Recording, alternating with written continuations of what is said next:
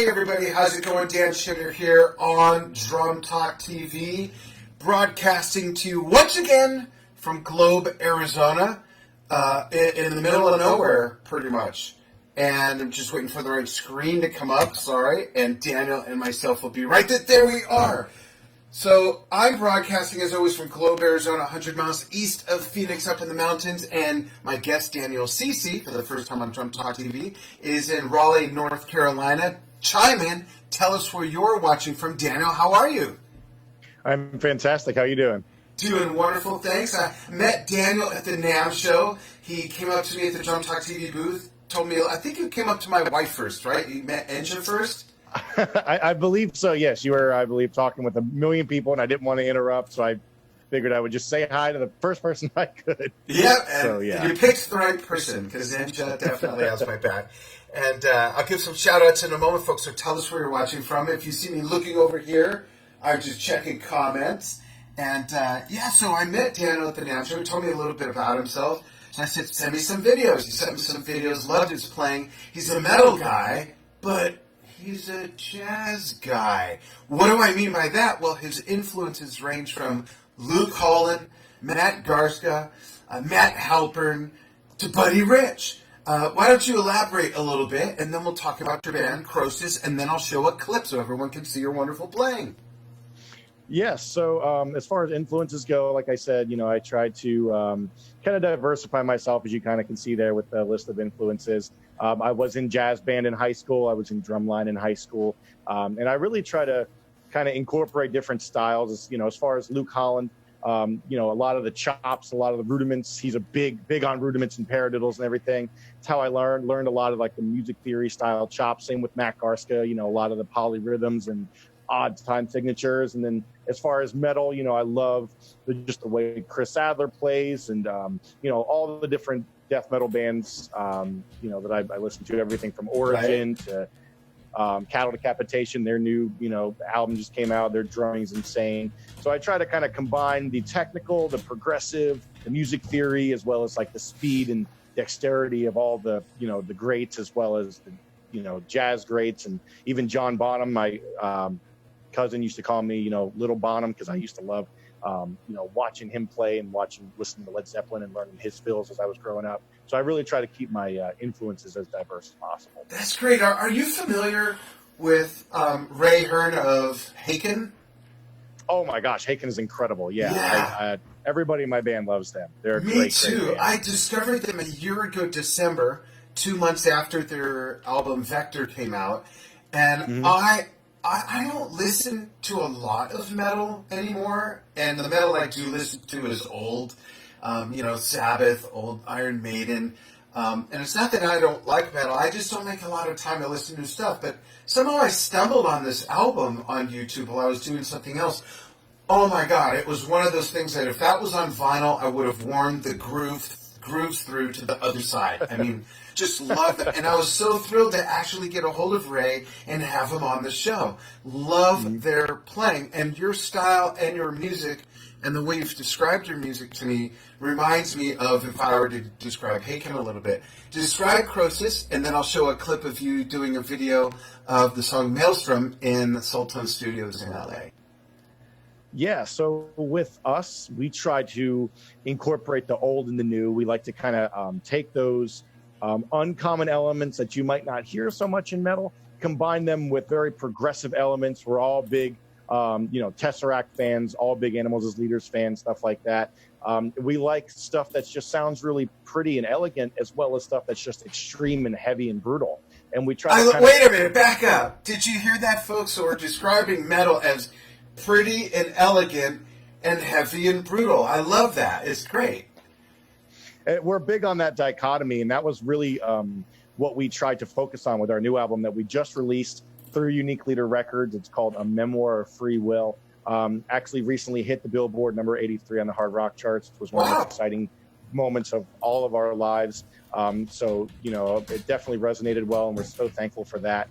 And with this album, we really tried to do that. We tried to incorporate things that would appeal or resonate with everybody, whether you like progressive metal, whether you like just, pretty orchestral stuff, or if you like, brutal death metal and slam.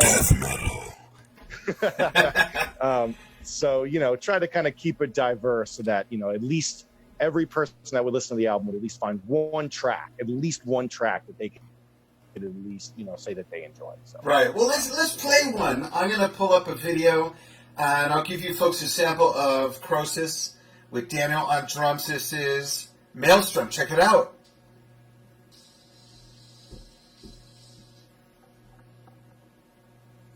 Oh, it decided to refresh.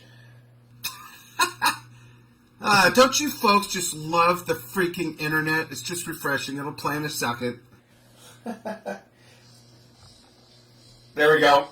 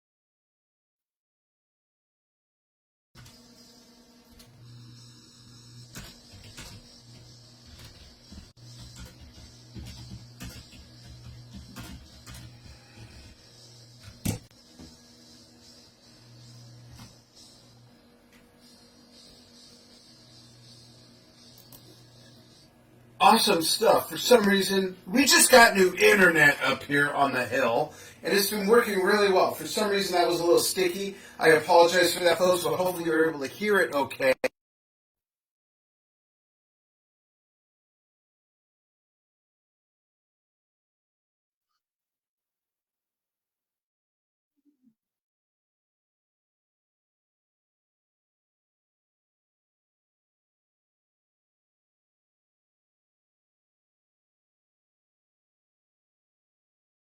Adam's amazing drummer and a very good friend, Chip Ritter as well, from Tucson. Tucson. Tell us where you're watching from. And George has a question. I don't know if he's asking you or me, so we'll both answer. He's asking, did you ever meet Buddy Rich personally? I did not meet him personally, but I'm friends with Kathy Rich, who's been on the show a couple times and will be on again with Greg Potter. I have the feeling Daniel's too young to have met Buddy. Am I right? That would be probably the greatest, most amazing moment of my life. I wish. I am definitely not in the same boat. I wish I could have met anybody from the Rich family, but I am unfortunately too young, like you said. Yeah. Well, maybe you'll meet Kathy. That'd be great. That'd be amazing. Anybody from the Rich family, they're all legends. That's cool. So someone's saying, Lenny, you folks didn't see the video or hear it?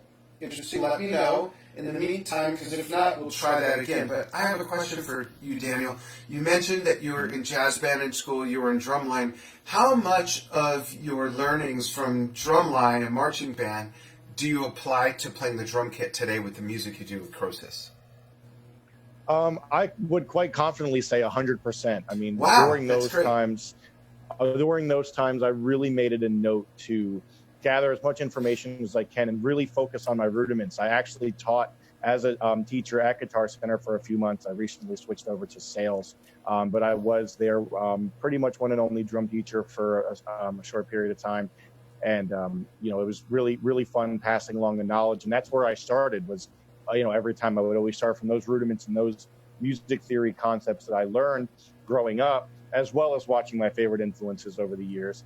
And, that was always my starting point when I would talk to my students. I would say, work on your rudiments, work on your chops, know your double stroke rolls, know your flams, know your paradiddles, know your paradiddle diddles, know your pot of flaw flaws, all the different goofy sound and rudiments that are really helpful. And those are all things that I use in Krosis music. Those are all things I use just whenever I'm warming up and, even just playing on the pad, the practice pad, trying to get my chops stronger. Definitely the most crucial and important parts of, me growing up and me learning drums in general. That's cool. I personally kind of miss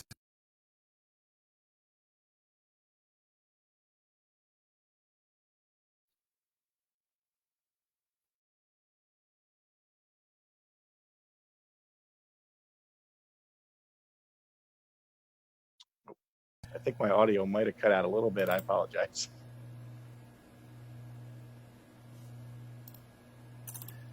Wow, we're just getting hit with all kinds of good stuff. Folks, can you still hear me? Hopefully you can all still hear me.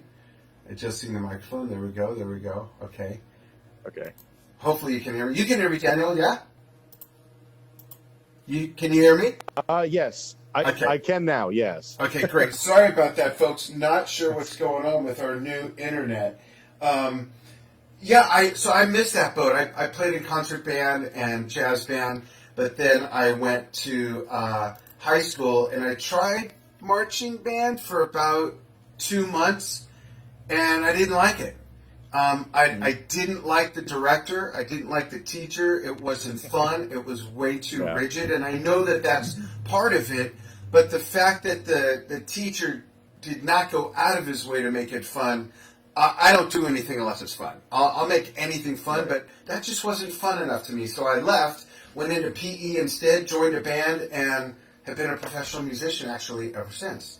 Actually, before then, because high school started in 10th grade then, and I went on my first national tour at 15 years old between 9th and 10th grade. But yeah, so you're not supposed to have regrets, but I do feel bad sometimes when I'm reminded by people like you and Emmanuel Kaplan and Jason Sutter and a lot of other great drummers who built their skills in drumline growing up and then later applied them to the drum kit. So it's good to hear you reinforce how important that is. Not necessarily that you've got to go into drumline, but the fact that you've applied 100% of everything that you honed in that period of your playing to the drum set playing and your metal playing now, and just again emphasizing how important the rudiments are. I don't understand why. And have you ever heard this where some drummers play, well, I don't play rudiments. Really? Do you do a roll? Do you do a roll around the kit? That's a rudiment, darn it. Right. Well, I mean, everything is basically comprised. I mean, rudiments are the building blocks of drumming, and just like, same with music theory. I mean, your basic music theory knowledge, if you can read notes on a staff, if you can just play a chord or a chord progression of some kind, that's all theory. A lot of people are like, I don't know music theory. A lot of people know more than they think. It's just the application and really mastering it and being able to apply it in a musical setting and, evolving it into a real skill. That's really what takes the time and the effort, I think. Yeah, that's a good point. And for those just joining us, and for those who it may not have come through for, I'm going to play again just a little bit of a song. This is called Maelstrom with Daniel at Soul Tone Studios with his band Krosis. Check this out with Daniel. Here we go.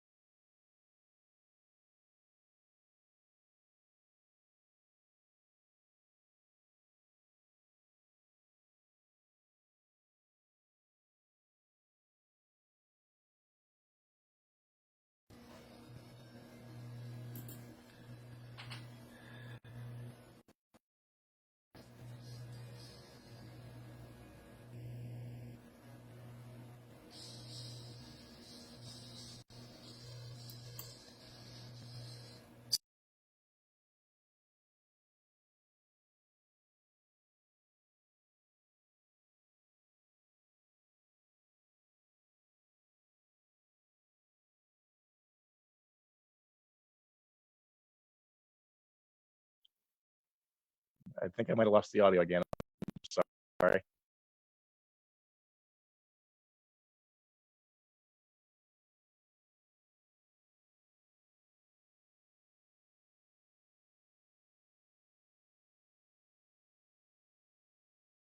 Hang on, I think I lost the audio again. I'm sorry. Okay, that's all right. Folks, can you hear me? How embarrassing. I've only done this 600 times. Can you hear me, Daniel? No? Okay. Unfortunately not. No, hang on. One sec.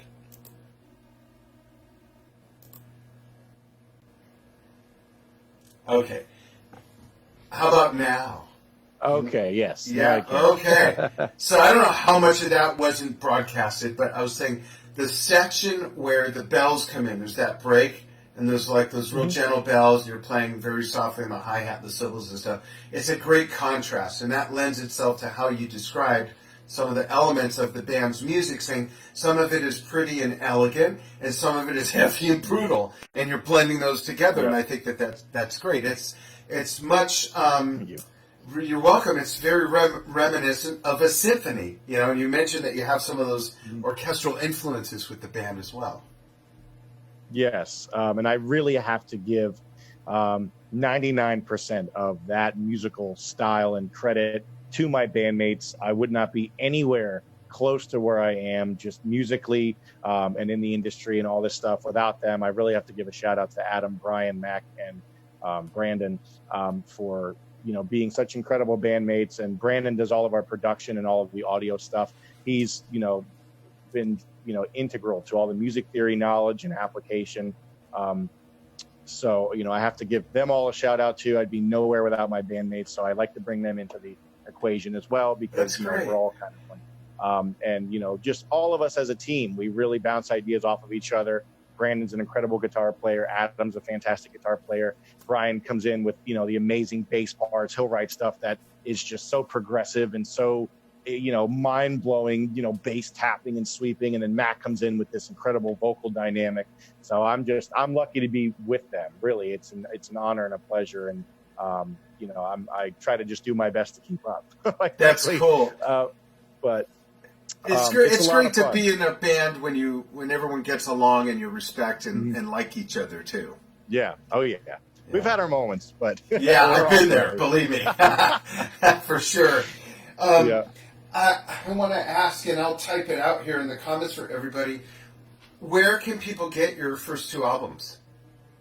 Yeah, so the song that you just played, the video, is actually off of the previous album, which is called Soul and Bottom.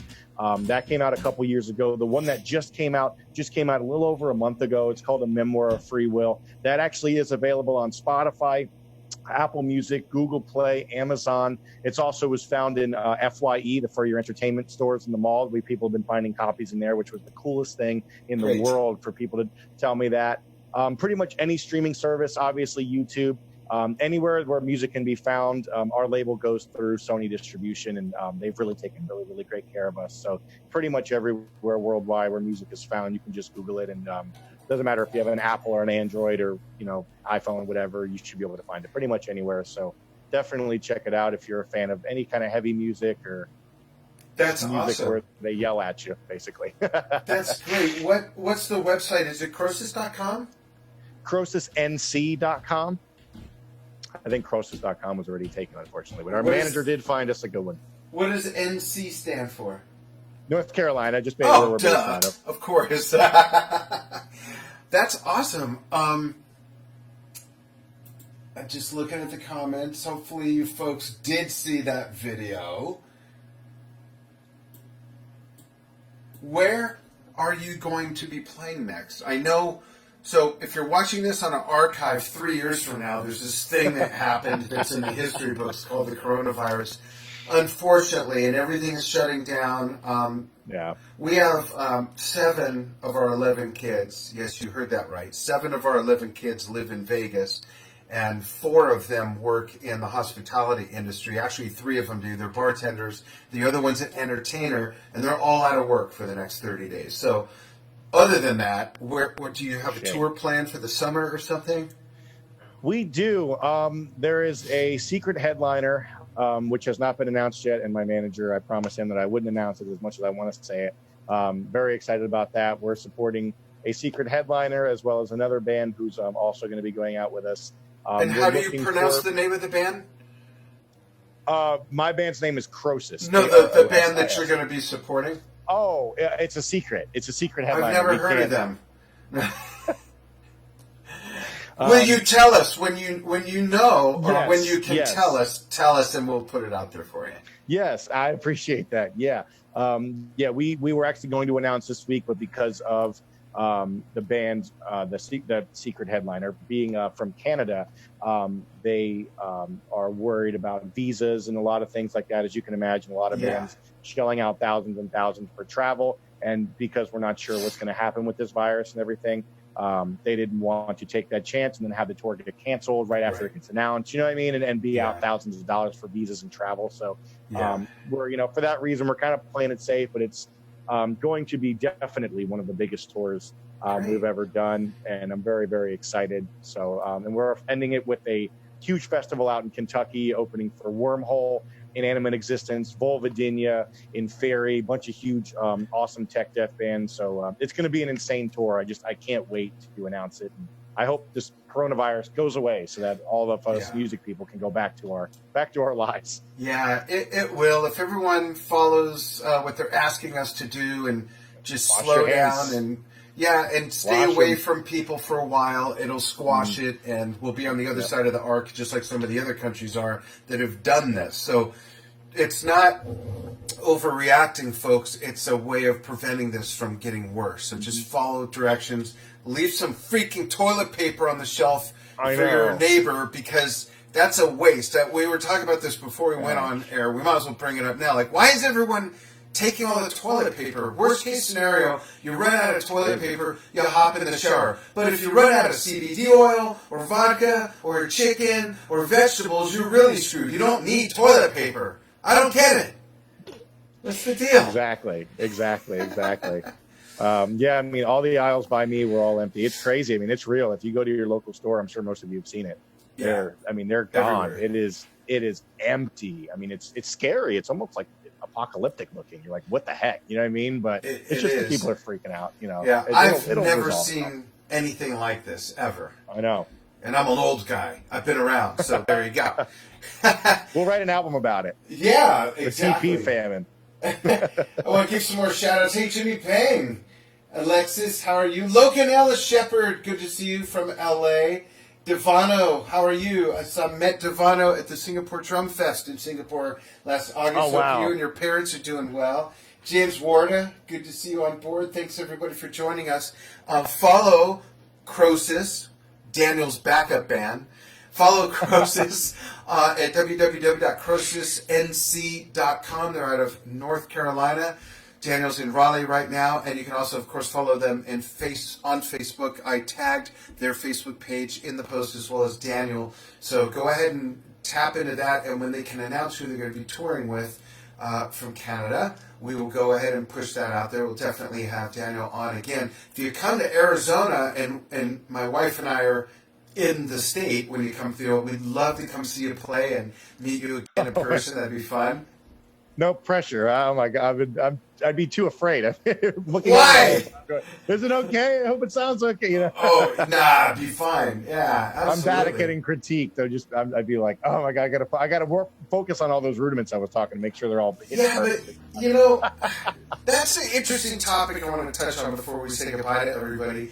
And folks, feel free to chime in on this. So what you just heard, Daniel's perspective on that and mine are completely 180 degrees opposite. However, we're both at completely different points in life in many different ways, in age, in life experience, in our musical journey, and all of that. If you don't mind me asking, how old are you, Daniel?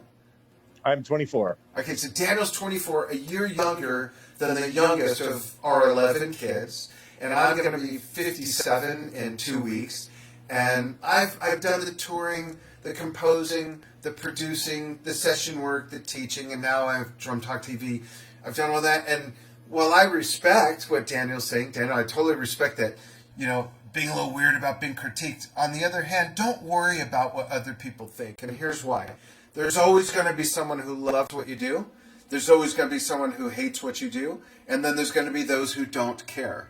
And the only ones that matter are those that love what you do. And you can't bend and try to make everybody happy. Now remember, we have 11 kids, and I know for a fact you cannot make everybody happy, okay? And then at the other end of the spectrum, when I do my almost daily vlogs and I go live in my studio here, I'll play stuff that I haven't played in 20 years. Or when I did the 3-hour Neil Peart tribute, there were actually a few songs I picked out. I did a song from every album he played on, from the second album forward. And there were actually a couple songs I picked out that I wanted to play because they weren't the obvious songs that I had never played, but I knew them up here. And I didn't rehearse them. I don't have time to rehearse this stuff. I just go down, do my scheduled thing, and play.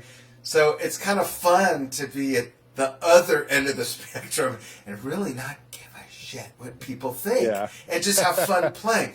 But I don't want you to misunderstand me, folks. I don't want you to misunderstand me either. I totally respect where you're coming from because it speaks to how much you care about your craft.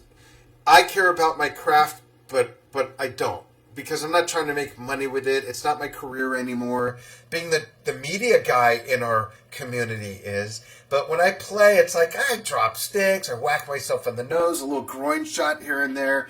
You know, so what? I'm comfortable in my own skin. But where you're at, I totally respect it, and I understand it. I'd love to know what other folks feel, but I don't know. Everyone's being, no one's chiming in. Everyone's being so quiet. Brett Lower K, I hope you're doing well. Hope you're feeling better, brother.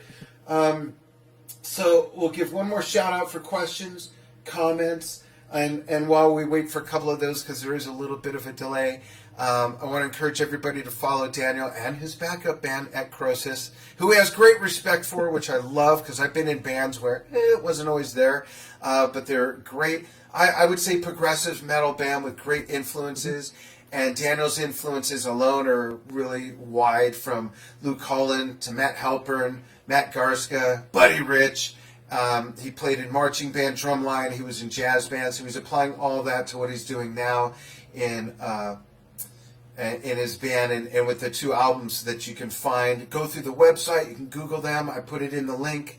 I put the link in the comments, and I also tagged Krosis in the post, as well as Daniel Cece's page in the post as well. Any questions, comments, discussions, complaints, donations, anything? Everyone's being unusually quiet. I don't know why. I left Chris Adler out of your repertoire. And Jared Falk, our good friend over at Drumeo. Oh my gosh, Drumeo, yes. I have learned so much from watching Drumeo videos. I actually got to meet Jared at this NAMM, or the past NAMM and the one before it. Nicest guy, very tall. I'm a tall guy, and I was like, oh my gosh, he towered over me too. I was like, wow. I'm short. Everybody's tall compared to me. I don't even think 6'2", so I was like, wow, okay. Yeah, tall. That's awesome. Yeah, he is. I'm trying to think. We only have, out of 11 kids, only 4 of them are shorter than me, and they're all girls. No, 6 of them. Okay. Yeah, so that's reasonable. But yeah, I'm a short I have no guy. kids, so everyone's, you want just some? a cat. We got kids I'm that good. have jobs, college educations. They're old enough I'm to good be for a your while. brother and sister. Cool. All right, well, I don't see any comments, which means there's no complaints, which means everything's good. Folks, thanks so That's much good. for joining Daniel Cece and myself. Check out our interviews in our videos album of the Drum Talk TV Facebook page, or on YouTube. We got tons of interviews. We got lots of great things happening this year. I got a new documentary that I'm just finishing up that we filmed in Japan. The second one we filmed in Japan back in August is coming out within about 2 weeks, I believe. And then we've got a couple other interviews I'm looking for. We've got Tom Price on the 20th. We've got Nandi Bushell, the 9-year-old phenom. That's 11 o'clock Pacific time on March 21st. We've got, the next day is Helly, another wonderful metal player from Italy. Can't wait to talk to my sister Helly. That's also at 11 o'clock Pacific on the 22nd. And then Richie Honori from The Sweet at 11:30 Pacific on the 28th. That's just March, so we're just ramping up our interview season, which typically runs from March through October. So we've got tons and tons of interviews. Looking up on my whiteboard, we've also got on the board, still waiting for dates, Ash Stone, David Garibaldi, Rayan Bozio, David Northrup, we've got a date scheduled on the following day, Jason Sutter, Rodney Tino, Eloy Casagrande, Thomas Pridgeon, Achilles Priester, Kenny Arnoff, Peter Erskine. So lots of fun. Nettie and Kofi Baker to talk about their father, Ginger, again. Lots of fun stuff. And I appreciate everybody joining us. Daniel, thank you for taking time out of your evening to join me here and stay on the line. Thank you. Yeah, it was fun. I'm looking forward to more videos. Feel free to send more stuff in. We'll use them to promote this interview. Awesome. Thank you so much for having me. It was the biggest pleasure. Awesome. Thank you. And thanks, everybody, for following what we do. We'll see you again soon.